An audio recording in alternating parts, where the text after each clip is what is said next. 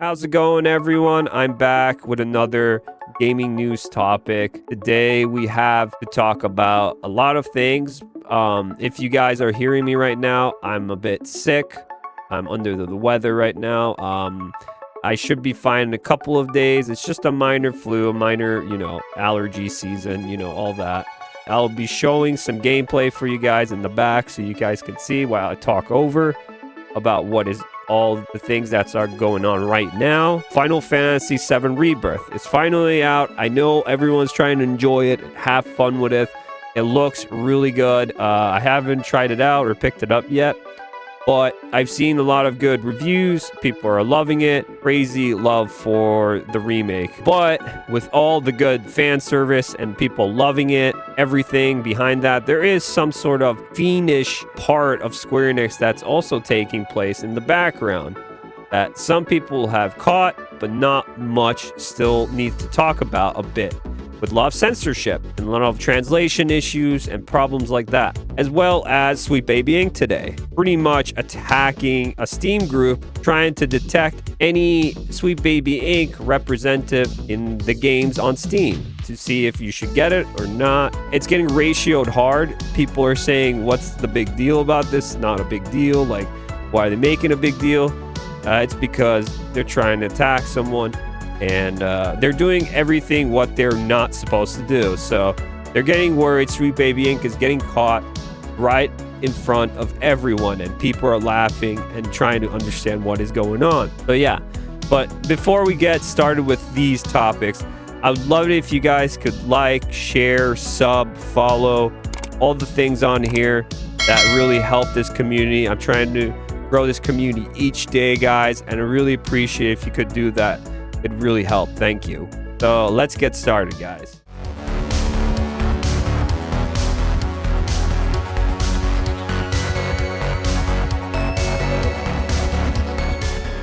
All right, so far, this is the good thing, guys. What's going on with Final Fantasy Rebirth? Everyone's trying to enjoy it. Everyone's saying it's one of the better ones. It's an upgrade from what the part one. This is what people have been waiting for since the remake came out, or since even the original Final Fantasy VII came out during, the PS1 era. And people are loving it, which is great. They have, like this, fan service. People love Tifa. People love Aerith. They made her sexy. And people are loving that too, because Tifa was almost like a sex symbol. Even back in the old Final Fantasy VII, people loved her. They made her, a likable character, but also sexy. They also upped kind of Aerith, I think, too. But this is pure fan service. They know, Square Enix knows that people are going to love this, because now you can wear these bikinis with these characters. Even Cloud, he has one with shirtless, with the shorts on. You can have these customizable clothings for each character in the game. And people are loving it because now you can do whatever you like to customize your character now. And, a lot of people are going to run, these kind of sets. Maybe a shirt tied to her, top, with her bust, and then maybe some shorts. It's pure. People just want to customize their characters, look at them, if they're cool looking or they're sexy looking. It's just pure fan service, and that's a plus. People are liking that. You can do that even at the end when you beat the story of the game. You can customize your characters and play the whole game in the bikinis if you like. That's very nice. That's a good thing, you can do that. As well as if you do buy this game by any chance, the new one for $70, but also have the old one for pretty much free for $70 as well. So that's another plus you can have if you think about it. They're giving away the remake with the DLC and everything for free with Rebirth. So that's a very, very good pack to do with the 2-pack pretty much combo. Fortunately, it's only on PS5. I'm still waiting on the PC port. I'll be waiting on that one. But I know people are enjoying it on their PS5s right now. And I'm glad to see how much people are loving it. You can use the graphics or performance. I say I would go with performance. The game still looks stellar. It looks beautiful. I would just say go with performance. If you want the nice frame rate, 60 frames, you know, it just looks cleaner. Graphics, yeah, graphics are everything too, but to be honest, I'd rather have good gameplay, smooth gameplay, but that's just me. So there's a lot of things that are going for it. It's so new yet. There's not much that I can say that could be wrong, but besides that, you know, this is a plus for any, you know, of the fans right now with Final Fantasy. There was some articles that came up before even the game came out. So this was a while back. Bonding Into Comics retweeted me on this article, and they showed me what I thought about what I read. And it's saying Final Fantasy VII Rebirth producer Yoshinori Kitase says he's a bit embarrassed by original game's portrayal of social problems, social issues, and culture depictions. So I read this article that he wished he could change some stuff to be modernized. You say modern audience. He's kind of upset about it, and he wanted to change it a bit for this newer game. He's embarrassed about it, all this and that. There's a lot of like censorship going on. While it was coming out, there was another article I saw that people were, it was saying that, yeah, there's like a lot of censorship, meaning like Sid, you know, he's always smoking in the original, he has a cigarette. That's pretty much out of the question. That character of Sid is no more. So it's a different kind of Sid. And then you have like a part, which is not really a big deal, but they take out the part where there's a flashback where Cloud goes into Tifa's room and finds her underwear. And they pretty much took that out completely, that part, but they kind of just glance it and laugh at it in the newer one. But back then it was kind of like, yeah, she pretty much would have smacked him in the face. Like, you can't do that no more. You can't have, you know, Tifa's panties and all that. And I understand that, but that's kind of to the limit where they're like, oh, I feel like this is not what we wanted, you know? So we need to be more modern of what we want to say and tell our story. Okay, I understand that. But there's a lot of issues with me also with the remake. I love the remakes, the one that came before. I thought it was really good. I have a lot of issues, but I did enjoy the gameplay of the game. It was very fun, and the characters are very well done. A lot of these, and it's just, there's a lot of there that could have been fixed and changed to be better, to be honest, for me. But I said, the OG is fine, always has been. I don't see any problem with it. This made you soft and sensitive to the pandering culture. What a shame. Maybe you're just desperate for that ESG money because Square is not looking so hot recently. No one cares. Just make the game everyone remembers. Like I said, my only complaint mostly in the game was these freaking time-traveling ghosts. I forget what their names are. They piss me off. They're trying to do like a multiverse.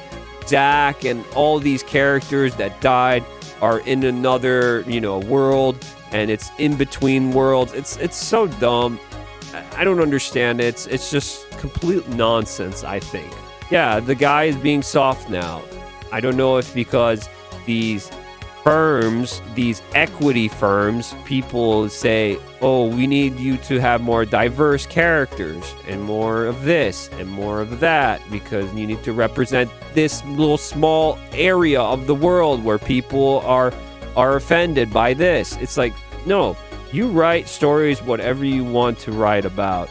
And Final Fantasy VII should be the same one-to-one or even better, one-to-one but better version of Final Fantasy VII. I haven't seen any woke stuff in the new one as much, but I could be wrong. More people are trying to find. It's more of just censorship. A lot of censorship here and there.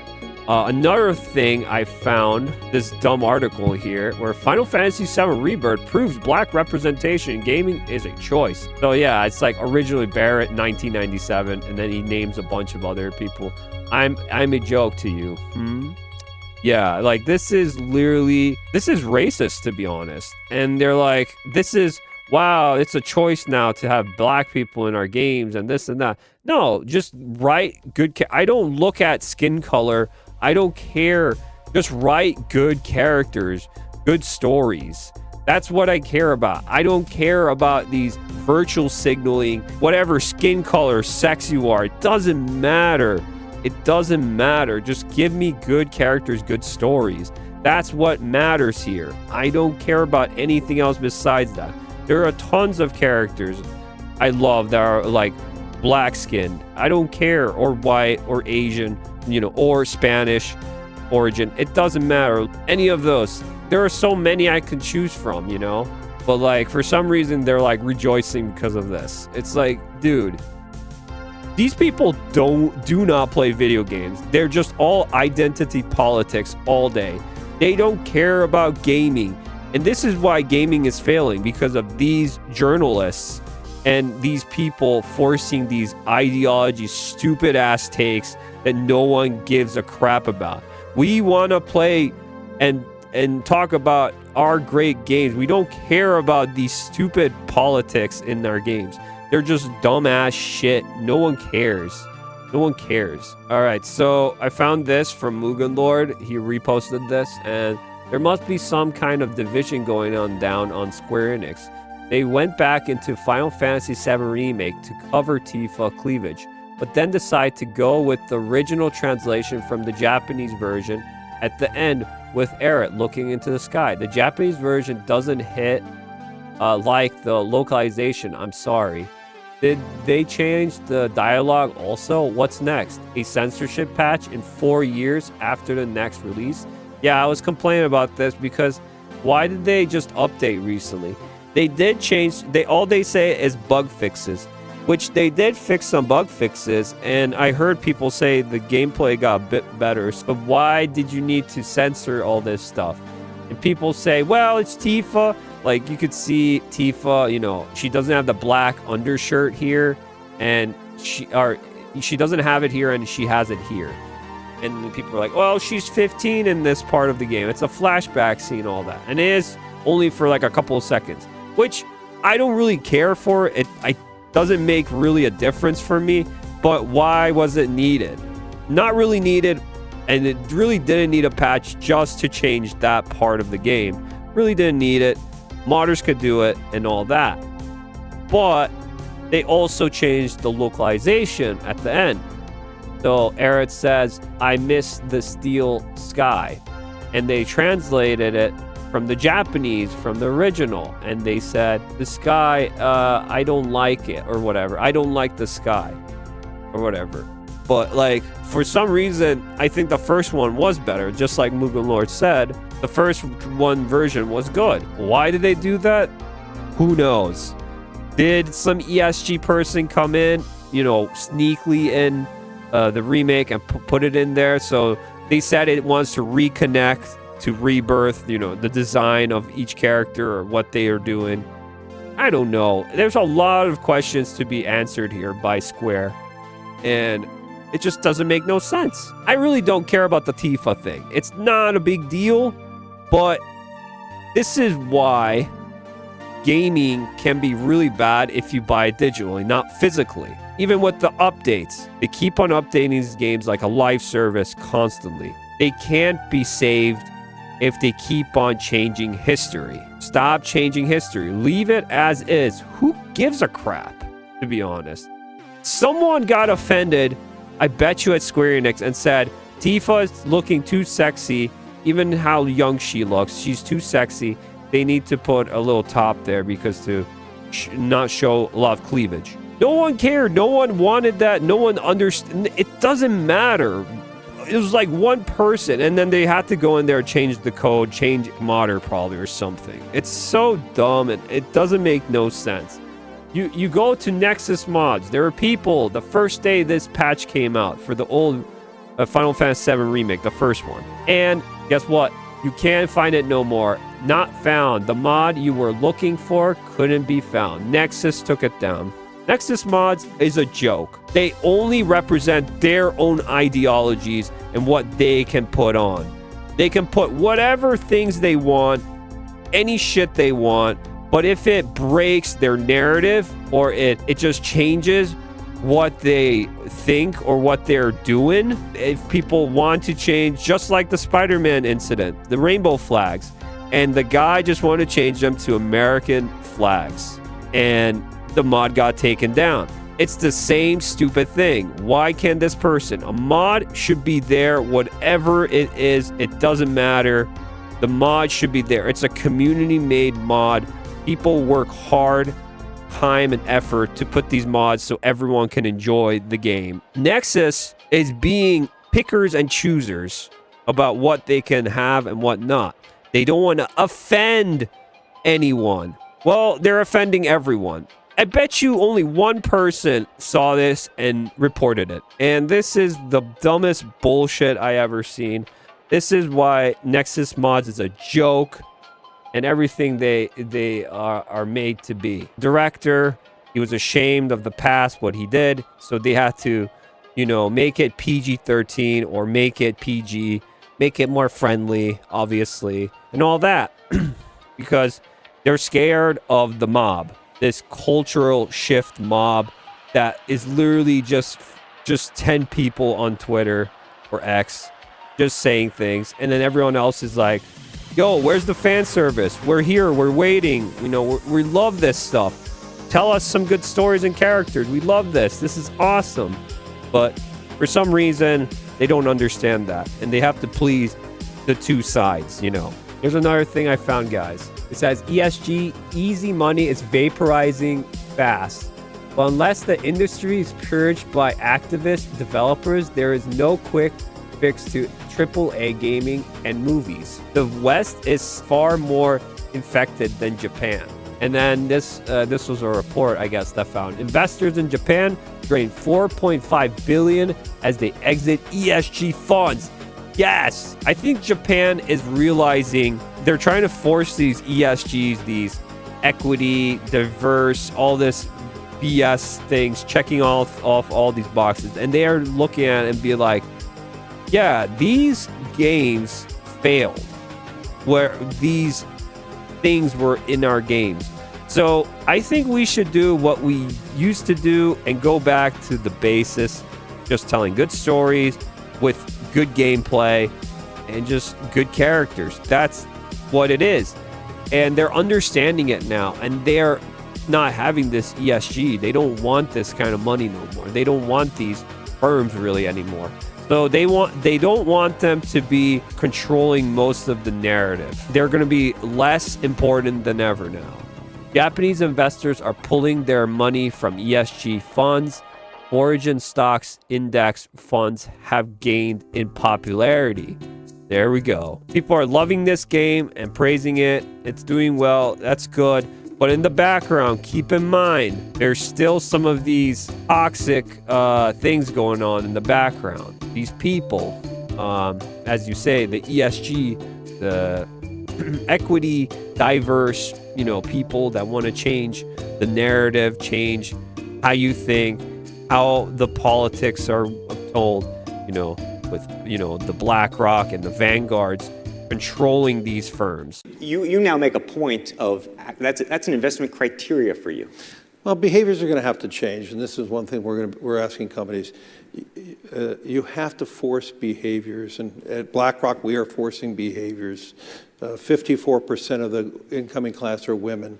We added 4 more points in terms of diverse employment this year, and you know, what we are doing internally is if you don't achieve these levels of impact, your compensation could be impacted. Okay, we're doing the same thing. And so it's just you have to force behaviors, and if you don't force behaviors, whether it's gender or race or just any way you want to say the composition of your team, you're going to be impacted. And that's not recruiting, it is development, as Ken said. And ultimately, it's still going to take time, but I am just as much shocked as Ken is that we have not seen more opportunities, and we're going to have to force change. Of Ratchet and Clank, and I'm upset that this is on the list.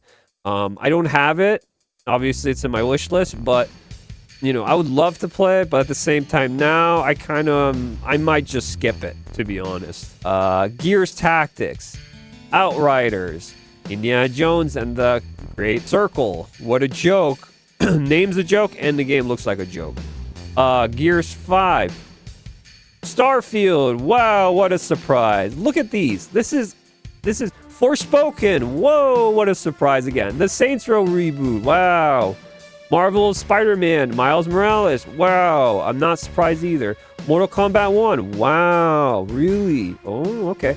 Afterworld. Gotham Knights. Wow, holy crap. South of Midnight. I don't know what that is.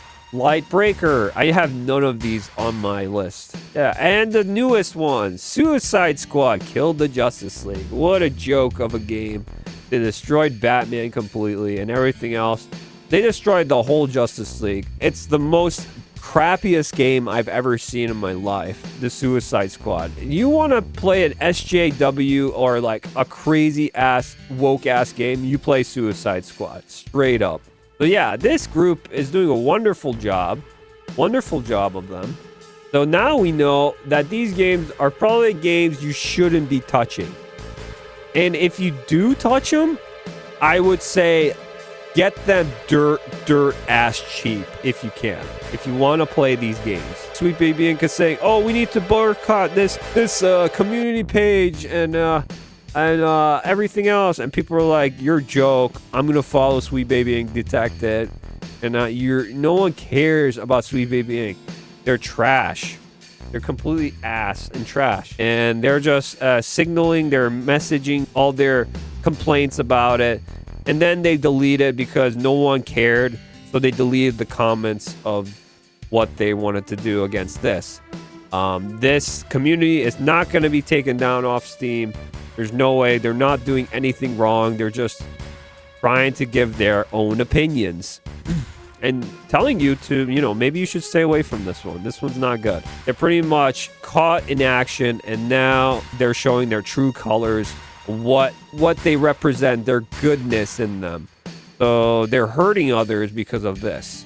If they were really, proud of what their work they were doing, they wouldn't be hurting this kind of community on Steam out of nowhere. Like, it's just the dumbest thing. And people are reporting on it too, and they're saying, yeah, this is not right. They're breaking a lot of TOS in general too, Sweet Baby Inc. for doing this. They're hurting and they're doing bad things. So that's it for me with Sweet Baby Inc. and Final Fantasy VII Rebirth. What do you guys think about each thing? Do you think Final Fantasy VII Rebirth, if you're playing it, how are you enjoying it right now? Do you like it? Is it one of the best you've played in a while? As a game of the year material, to be honest. Is it? I don't know yet, but what do you think? Did you find anything that made you question it? Maybe there's something censorship from the original that you didn't like, what they did, the new things, or something else. What do you guys think overall about that, as well as Sweet Baby Inc. trying to delete this detecting community on Steam? What do you think about it all together, guys? Let me know in the comments and all of that. I thank you so much for watching this video this long, and I will see you guys in the next one. Have a good one all.